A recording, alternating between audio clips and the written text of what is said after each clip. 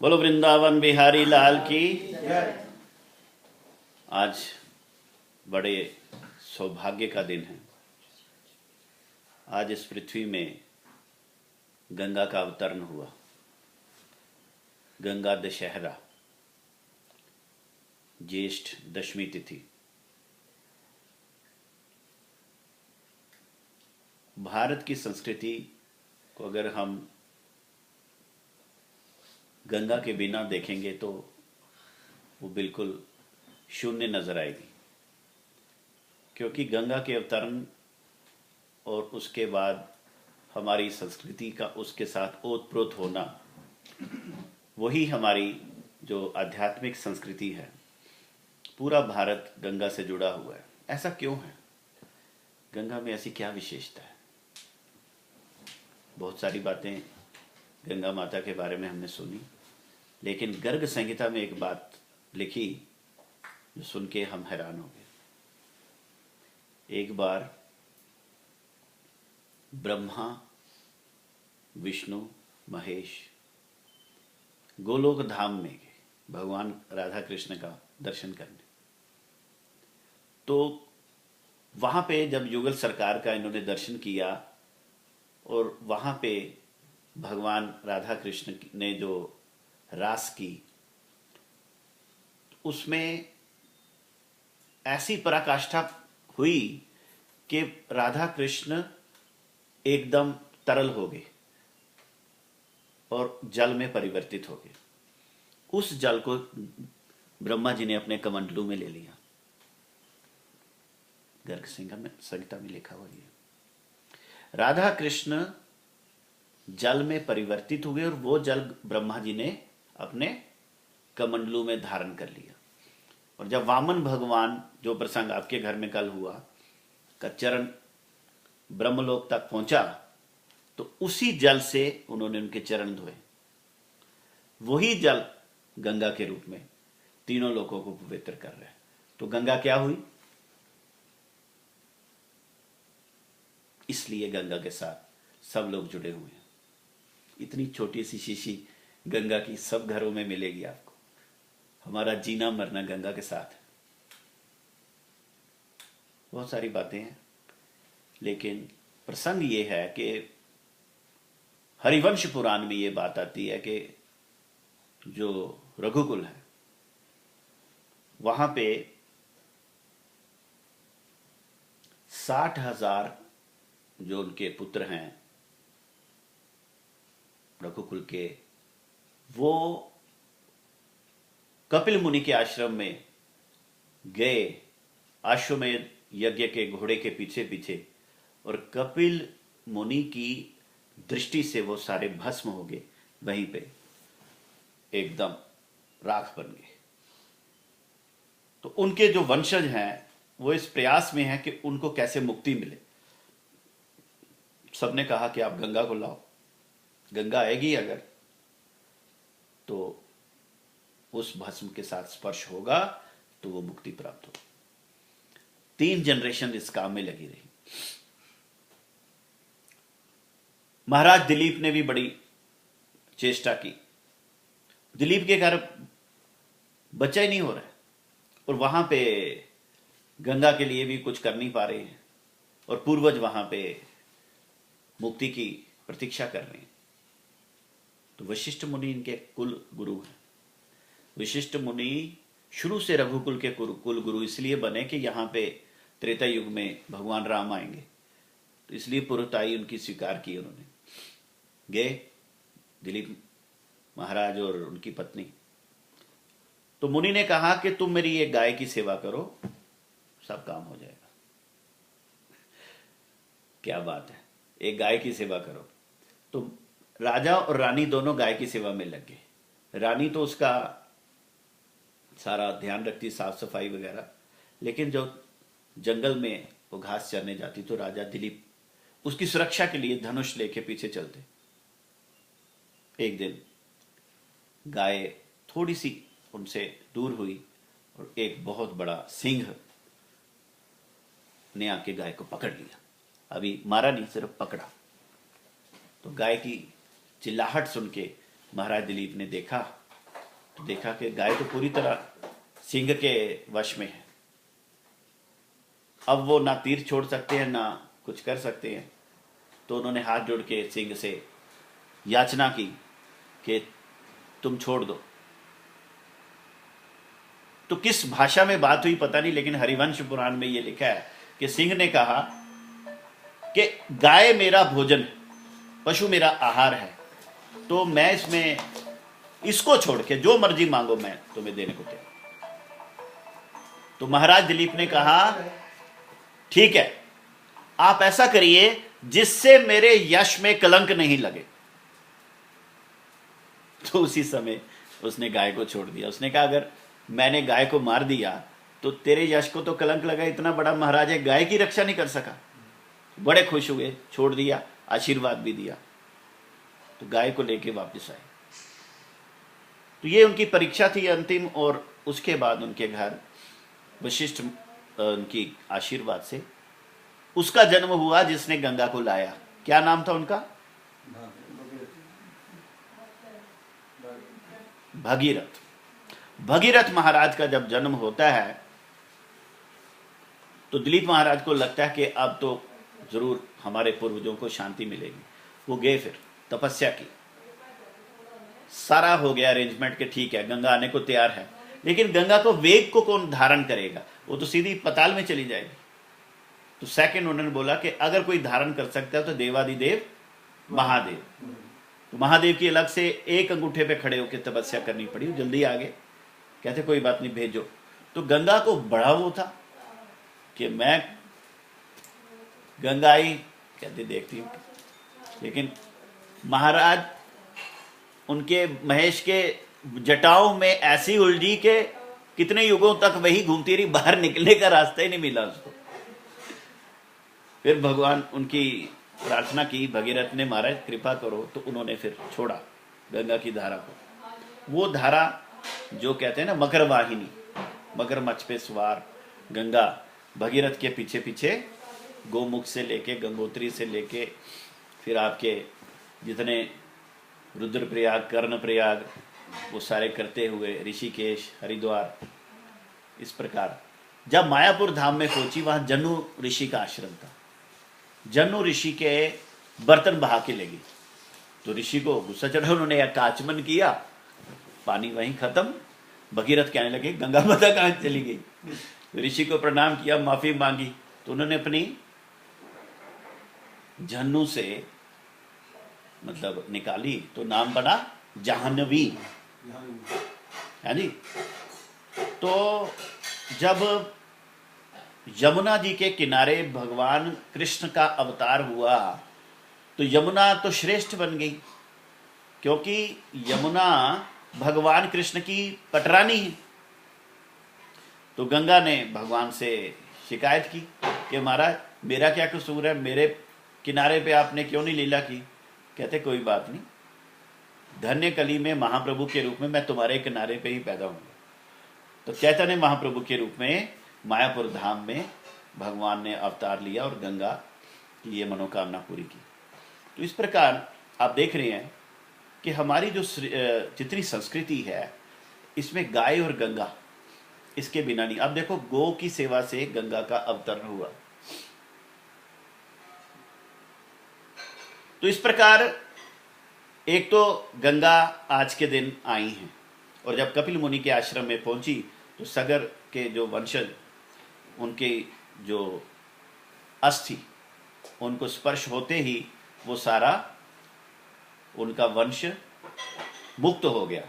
और तभी से ये प्रथा चली कि मरने के बाद हमारी अस्थियां कहाँ पे भेजी जाती हैं? गंगा में प्रवाहित की जाती हैं।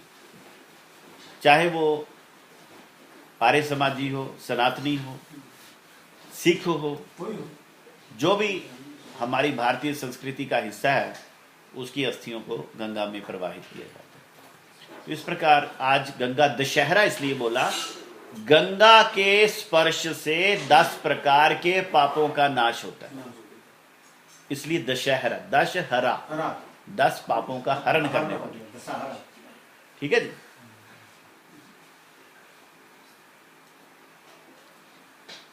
जगन्नाथपुरी की बात। जगन्नाथपुरी में आज से 450-500 साल पहले की बात है।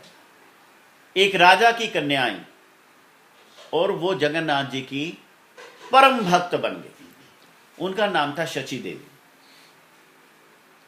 वो अपने बचपन से भक्ति में थी और जब पिता ने कहा कि बेटी तेरा विवाह, कहती मैं मरणशील व्यक्ति से विवाह नहीं करूंगी। बड़े हैरान हुए तो उसने घर बार छोड़ा, दीक्षा ली वृंदावन जाके और आगे जगन्नाथपुरी। जगन्नाथपुरी में उनके गुरुजी ने भेजा कि सार्वभौम भट्टाचार्य थे ना, जो चैतन्य महाप्रभु के समय के, उनका जो स्थान था वो लुप्त हो गया था, वो बड़ा जीर्ण शीर्ण हो गया था। तो उन्होंने कहा कि आप उनको उद्धार करो स्थान का। वो वहां पे आके रहने लगी। तो पुरी के जो राजा थे उसको जगन्नाथ जी ने स्वप्न में दर्शन दिए कि ये गंगा जो शची देवी हैं, इनको वहां की जमीन दान में दे दो। तो राजा बड़ा हैरान हुआ, ढूंढता गया, देखा एक तपस्विनी है और उनको उसने जमीन दे दी। वो लेना नहीं चाहती थी लेकिन गुरु की उस सेवा के लिए उन्होंने ले ली। तो वहां पे रह के एक बार क्या हुआ, पुरी के सब लोग गंगा स्नान के लिए तैयार हुए। कोई विशेष पर्व आया, सब कहते हैं हम गंगा जाएंगे स्नान करने। तो इनको भी बोला कि आप भी चलो। तो उन्होंने कहा कि मेरी सेवा है, मैं ठाकुर सेवा छोड़ के कैसे जाऊं, मैं गई नहीं। उस दिन आधी रात को क्या हुआ, भगवान ने स्वप्न दिया जगन्नाथ जी ने कि तुम यहीं पे जो कुंड है यहाँ पे डुबकी लगाओ, तो मैं गंगा स्नान मैं करवा दूंगा। तो जैसे उसने आधी रात को डुबकी लगाई तो बाहर खड़ी हुई तो पता कहाँ निकली, जगन्नाथ मंदिर के अंदर। जगन्नाथ मंदिर के अंदर उसने क्या देखा, वो जो लोग गए थे वो सारे लोग दिखाई दिए, जो जगन्नाथपुरी से कोलाहल हो रहा है और वहां पे गंगा में वो स्नान कर रहे हैं। लोग कह रहे हैं ना हर हर गंगे स्नान हो रहा है। तो बड़ा वहां पे वो आश्चर्यचकित हो गई कि ये क्या, जगन्नाथ जी के मंदिर के अंदर ये सब कुछ हो रहा है। उधर बाहर जो द्वारपाल है, आधी रात को उनको लगे अंदर बड़ा शोर मच रहा है, बड़े लोग हैं। तो उन्हें राजा को शिकायत की, उनकी आज्ञा लेके दरवाजा खोला तो कोलाहल कोई नहीं, अकेली वो गंगा शची देवी बैठी हुई। क्या हुआ, ये दुनिया जो है वो किसी की वो नहीं है। उन्होंने कहा ये चोरी करने आई थी, ये जगन्नाथ जी के गहने चुराने आई थी, अरेस्ट कर लो। जैसे ये बात हुई, जितने जगन्नाथ जी के सेवक थे ना सब बीमार हो गए। जगन्नाथ जी की सेवा बंद हो गई, राजा परेशान हो गया। तब जगन्नाथ जी ने कहा मेरे भक्त पे तुम लोगों ने कलंक लगाया ना, पहले उनसे जाके दीक्षा लो, फिर मैं ठीक करूंगा। राजा गया, राजा ने उनसे दीक्षा ली सारी प्रजा के साथ, फिर जाके वो सारे ठीक। वो गंगा माता गोस्वामिनी उनका नाम पड़ा। उसके बाद तो उनका मठ है वहां पे, सार्वभौम भट्टाचार्य के पास ही वहां पे। हाँ, 5 युगल मूर्तियां हैं वहां पे। तो ये वो गंगा माता गोस्वामिनी का शुभ आविर्भाव तिथि आज है। और हमारा जो संप्रदाय है इसको बोलते हैं ब्रह्म मध्व गौड़ीय संप्रदाय। ठीक है, कृष्ण हेते चतुर्मुख, है कृष्ण सेवोन्मुख, ब्रह्मा हेते नारदेर मति। ये जो नॉलेज है जिसको तत्व ज्ञान कहते हैं, ये भगवान कृष्ण ने ब्रह्मा को दिया, ब्रह्मा ने वेद व्यास जी को दिया, नारद जी को दिया, नारद जी ने वेद व्यास जी को दिया। और इस प्रकार मध्वाचार्य जी तक आए। जो मध्वाचार्य ने ऐसे करके खड़े, 2 उंगली द्वैत। मध्वाचार्य के संप्रदाय को चैतन्य महाप्रभु ने अडॉप्ट किया ईश्वरपुरीपाद के द्वारा। तो ये ब्रह्म मध्व गौड़ीय संप्रदाय कहलाया। ठीक है जी। तो ये जो ब्रह्म मध्व गौड़ीय संप्रदाय है, इसकी जो प्रिसेप्टोरियल चैनल गुरु परंपरा जो है, इसमें एक बार प्रॉब्लम आ गई। प्रॉब्लम ये आ गई कि जयपुर एक बड़ी भारी सीट ऑफ लर्निंग बन गया था। 400 साल पहले की बात है। तो राजपूत राजाओं का बड़ा वो था, बड़े शास्त्र क्या कहते हैं ज्ञाता उनके दरबारों में थे। तो वहां पे एक दिन डिस्कशन हुआ कि गौड़ीय संप्रदाय कोई संप्रदाय नहीं है। कहते हैं, कहते इन्होंने वेदांत का भाष्य नहीं लिखा, इनका कोई भाष्य नहीं है। जिस संप्रदाय का भाष्य नहीं है वो संप्रदाय नहीं हम मानेंगे। तो ये बात वृंदावन में पहुंच गई। वहाँ विश्वनाथ चक्रवर्ती उस समय सबसे बड़े हमारे आचार्य थे। तो उन्होंने एक युवा बलदेव विद्याभूषण को प्रेरणा की कि आप भाष्य लिखो, आप भाष्य लिखो और आप जाओ जयपुर में जाके उनको पराजित करो। तो आप जयपुर गए हैं। जयपुर में एक स्थान है, उसका नाम है गलता गद्दी। देखिए वो जगह, वहां जरूर जाइए आप। पहाड़ों के बीच में वहां झरने आते हैं और उसमें छोटे छोटे सरोवर हैं।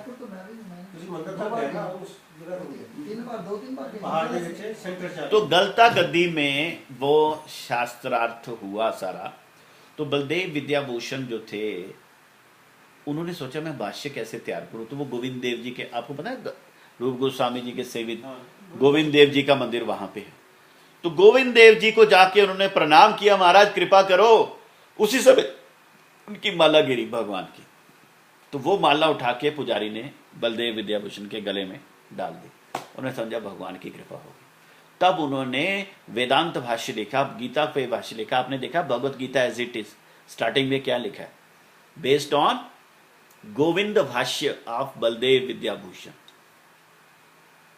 जो भगवत गीता एज इट इज है, हिज डिवाइन ग्रेस ऐसी भक्ति स्वामी महाराज की, उसमें बलदेव विद्याभूषण के भाष्य के ऊपर बेस्ड लिखा उसको। तो ये बलदेव विद्याभूषण है जो संप्रदाय रक्षक कहलाए। उसके बाद उन्होंने ये बोलना बंद किया कि ये गौड़ीय वाले क्या है क्या है, क्योंकि बेसिकली ये बहुत बड़ा चैलेंज हो गया। हमारा जो फिलॉसफी है अचिंत भेदा भेद, इसको क्या बोलते हैं? Inconceivable simultaneous difference and non difference. ये जो फिलॉसफी है, इसमें भारत की वेदों की सारी फिलॉसफियां इसमें जाके कल्मिनेट हो रही है। कहीं पे कोई इसके आगे क्वेश्चन नहीं रेज कर सकता। तो सारे हैरान होते थे कि ये क्या चक्कर है। अब इतना बड़ा हमारा सनातन धर्म और इतने इसमें ब्रांचेस और इतने संप्रदाय, इतना कुछ होके हरे कृष्णा मूवमेंट सारी दुनिया में छा दी। क्योंकि बेसिकली ये जो फिलॉसफी है ना, ये रिप्लाई टू ऑल क्वेश्चंस है। जिसे कहते हैं ना द अल्टीमेट। क्या है कि आजकल कंप्यूटर युग है। कंप्यूटर में हर ऑपरेटिंग सिस्टम, हर सॉफ्टवेयर के अपडेट्स होते रहते हैं। अभी कौन सा चल रहा है? उसका विंडोज का 8, विंडोज 8 आया वो, है जी। टच स्क्रीन करो, ये करो, वो करो। अगली बार 9 आ जाएगा। जब हमने स्टार्टिंग में लिया था तो विंडोज 90, 92 यहाँ से स्टार्ट हुई थी। तो ये हर साल इनकी अपडेट्स होती हैं। इसी तरह जो सो कॉल्ड फिलॉसफीज हैं उनके अपडेट्स होते रहते हैं। लेकिन जो ब्रह्म मत व गौड़ीय मठ संप्रदाय की फिलॉसफी है, ये अल्टीमेट है। इसके ऊपर कोई अपडेट नहीं लग सकता। ये अल्टीमेट है। आप जितनी अपडेट्स करके लाइए, यहीं पे आप जाके विश्राम को प्राप्त कीजिए। इसको बोलते हैं यूनिटी इन डाइवर्सिटी। क्या कितने महात्मा है जो कहते हैं कि अद्वैत, कोई भेद नहीं मेरे में। और जो भक्त लोग कहते हैं वो भेद कहते हैं, द्वैत कहते हैं। तो इन्होंने क्या बोला? अचिंत भेदा भेद। फॉर एग्जाम्पल, जो भगवान है उनकी एक क्वालिटी है सच्चित आनंद, सच्चिदानंद। तो जो आत्मा है उसकी क्या क्वालिटी है? सच्चिदानंद। भगवान भी सच्चिदानंद है और आत्मा भी सच्चिदानंद है। फर्क क्या है? वो विभु सच्चिदानंद है, आत्मा अणु सच्चिदानंद है। जैसे एक बूंद और एक सागर। तो इतना डिफरेंस तो समझना चाहिए ना। जैसे अगर मैं स्वयं ब्रह्म होता तो ब्रह्म कभी अब्रह्म होता है? वो तो सदा ब्रह्म रहता है।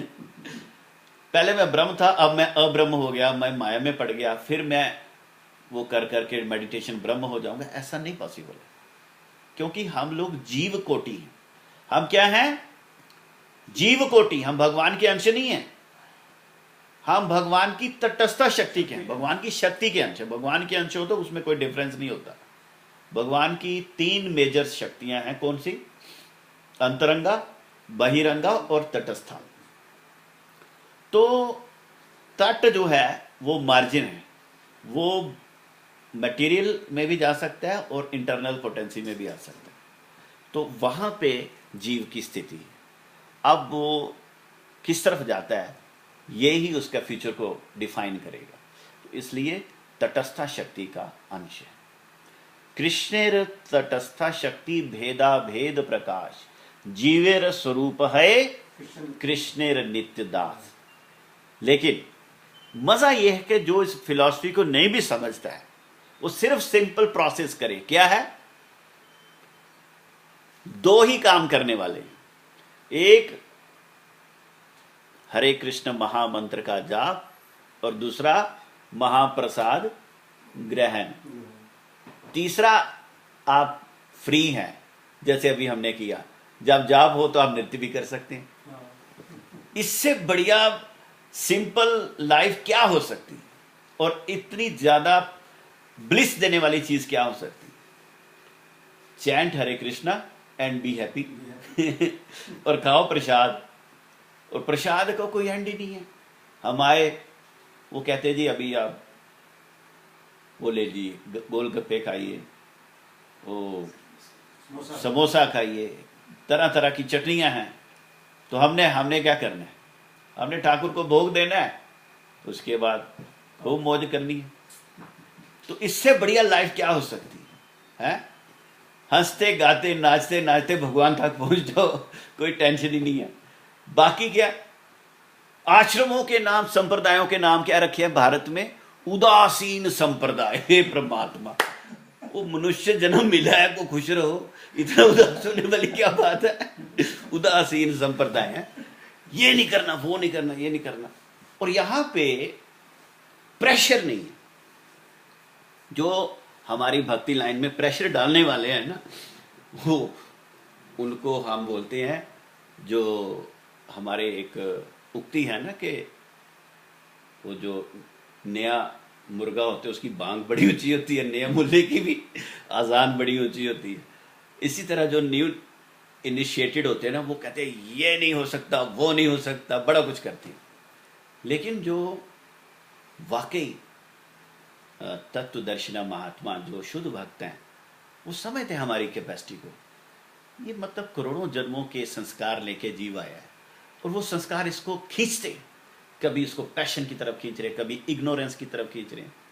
तो ऐसी सिचुएशन में हम फोर्स नहीं कर सकते कुछ भी, तो हम फ्लेक्सिबिलिटी देते हैं। ठीक है भाई, आप ऐसे करो, जैसे तैसे 16 माला कर लो, 4 नियमों के पालन करने की कोशिश करो, जो खाना हो भगवान को निवेदन करके खाओ, धीरे धीरे धीरे हो जाएगा।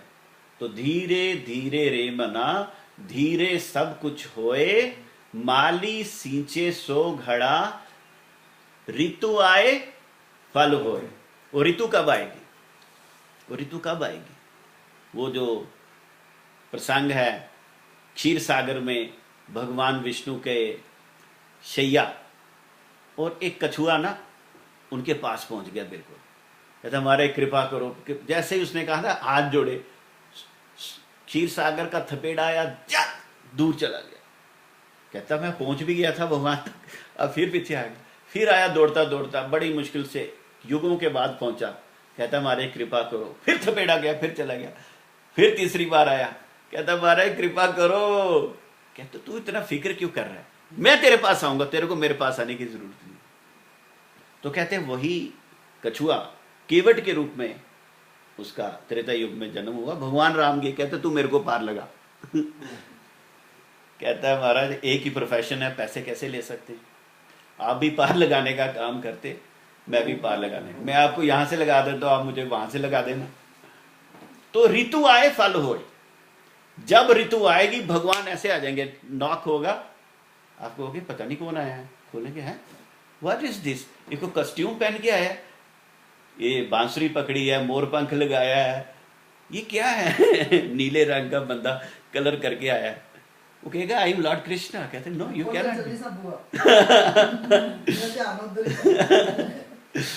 भगवान कहेंगे भाई मैं आ गया हूँ, रोज तो मेरे को बुला रहे हो, मैं आ गया हूँ। कहते नहीं, I cannot believe it, you cannot be. चिंडू मारेगा, ओह ओह ठीक ठीक ठीक, वाकई यार इट्स नॉट ए ड्रीम। तो भगवान जब आपको देने को आएंगे ना तो कमाल के तरीके से देंगे, पता ही नहीं चलेगा। तो सबसे पहले भगवान अपने शुद्ध भक्त को भेजते हैं। जैसे ध्रुव महाराज जी जब पुकार रहे थे जंगल में, कहां पद्म पलाश लोचन हरि, कहां पद्म पलाश लोचन हरि, और कुछ नहीं खाया और बेहोश होके गिर रहे। सामने से अजगर आ गया, अजगर को देखा, क्या तुम मेरे हरि हो, और उसको आलिंगन किया। अजगर ने कुछ नहीं कहा, कहां पद्म पलाश। आगे सिंह आ गया, क्या तुम मेरे हरि हो, उसको आलिंगन किया। सिंह ने कुछ नहीं कहा। कहते हैं जब भगवान अंदर से कंट्रोल करके रखता है ना तो उसकी कोई नहीं चलती, वो जो नेचर होती है ना उसकी कंट्रोल में आ जाती है। तो अल्टीमेटली भगवान ने देखा भाई ये तो अब हटने वाला नहीं है, तो किस रूप में गए, नारद के रूप। अरे तुम क्षत्रिय बालक होके इतना हट तुम्हारा, ये अच्छी बात नहीं, जाओ जाओ, तुम्हारे माता पिता तुम्हारे लिए रो रहे हैं, वापस जाओ। एक सौतेली मां ही है तुम्हारी, थोड़ा डांट दिया, इतना गुस्सा करने वाली क्या बात है। नारद जी ने बड़ी परीक्षा ली। ध्रुव जी कहते हैं महाराज अगर तो आप मुझे रास्ता बता सकते तो बताइए, नहीं तो अभी स्नान करके आओ। मधुबन का स्थान है, जमुना में स्नान करके आते हैं। ध्रुव टीला पे ओम नमो भगवते वासुदेवाय 12 द्वादक्षर मंत्र दिया। 5 साल का लड़का, इतना विश्वास। पहले महीने क्या कहते हैं बिल्कुल फल खाए, दूसरे महीने पत्ते खाए, तीसरे महीने पानी पिया, चौथे महीने हवा खाई, 5वें महीने, 6वें महीने जैसे ही हवा भी खानी बंद की, इतनी उनकी ददाब में हो गया था नेचर के साथ, पूरी नेचर में ऑक्सीजन बंद होगी, प्राण वायु बंद होगी, टोटल पूरी दुनिया तड़पने लगी, सारे जीव, हाहाकार मच गया, सबकी प्राण वायु बंद होगी। ध्रुव ने सांस लेना बंद की। ये होती है पावर। और भगवान पहले हृदय में प्रकाशित हुए, जैसे ही प्रकाशित दिल में हुए इतना हर्ष हुआ, उसी समय अदृश्य हो गए। अदृश्य हुए ना तो घबरा गए। भगवान का दर्शन इतना पावरफुल है ना, उसके बिना आदमी रह नहीं सकता, एक बार हो जाए तो बंदा पागल हो जाता है। तो जैसे ही अदृश्य हुए, आंख खोली, सामने शंख चक्र गदा पद्मधारी किरीट कुंडलधारी। तो फड़फड़ाने लगे कि मैं कैसे स्तुति करूं, कैसे स्तुति करूं। 5 साल का बच्चा, भगवान ने शंख गाल को छुआ दिया, एकदम सारा ज्ञान प्रकाशित हुआ, धारा प्रवाह स्तुति करूं। हे भगवान, मैं शीशे के टुकड़े की खोज में निकला और मुझे हीरा मिल गया, मैं मूर्ख हूं जो हीरे की। और ऐसे ध्रुव की जिंदगी आप देखिए कि स्वयं मृत्यु उसको लेने के लिए आती है। महाराज चलिए, कहती मेरे माँ को पहले, कहते वो देखो विमान जा रहा है, माता जी तो पहले आपकी विमान में बैठी हुई हैं। तो मृत्यु कैसे, सिर नीचे किया और स्टेप बना मृत्यु देवता, उस पे पैर रख के विमान पे चढ़े। ध्रुव जी का देखो आरोहण कैसा हो। तो जीवन में भी उसने राज्य किया पूरा 36,000 वर्ष सतयुग में, और उसके बाद अपना वो भी। और आज तक ध्रुव लोग इसी प्रकार। प्रहलाद जी को कितनी देर हुई, मतलब नारद जी का कुछ मिनटों का उनके साथ संग है, और उसी में उनको पूरा विश्वास और पूरी सिद्धि प्राप्त हुई। तो भगवान जब कृपा करते हैं तो पहले किसको भेजते हैं, अपने शुद्ध भक्त को भेजते हैं। जब रत्नाकर दस्यु पे कृपा करनी थी तो वाल्मीकि को भेज, उसको नारद जी को भेजा और बना दिया वाल्मीकि, मरा मरा करके। तो जब शुद्ध भक्त किसी को जीवन में मिलता है तो समझो कि भगवान आपको लेना चाहते हैं, अपने पास वापस लेना चाहते हैं। एक बुक उन्होंने लिखी है Srila Sridhar Dev Goswami Maharaj, loving search of a lost devotee. तो उस बुक में सनातन गोस्वामी जी का वो प्रसंग लिखा जिसमें उन्होंने लिखा कि एक जीवात्मा अपना पूरा कंप्लीट करके गोलोक धाम पहुंच जाती है। गोलोक धाम में, तो गोलोक धाम में उनकी एंट्री बताइए। जब जीवात्मा गोलोक धाम में जाती है, वहां पे उनके साथ क्या एक्सपीरियंस होता है। गोलोक धाम का पूरा वर्णन उसमें है। वैसे तो गर्ग संहिता में ज़्यादा अच्छा वर्णन उसमें गोलोक धाम का मिलता है पूरा। तो वहां पे जब आत्मा एंट्री मारती है तो राधा रानी सखियों के साथ उसका स्वागत करती है, आरती उतारती है। आओ जाके भगवान कृष्ण सखाओं के साथ आके उसको कैसे मिलती हैं, हृदय से लगा लेते हैं, आलिंगन करते हैं। कब से मैं तुम्हारा इंतजार कर रहा था, तुम्हें मेरी बिल्कुल याद नहीं आई। तो भगवान हर जीवात्मा के साथ इतना प्यार करते हैं, लेकिन जीवात्मा को वक्त नहीं मिलता भगवान की तरफ जाने का। तो इसलिए भगवान पहले अपने भक्त के रूप में मिलते हैं। वांछा कल्पतरुभ्यश्च कृपा सिंधुभ्यैव च पतितानां पावनेभ्यो वैष्णवेभ्यो नमो नमः।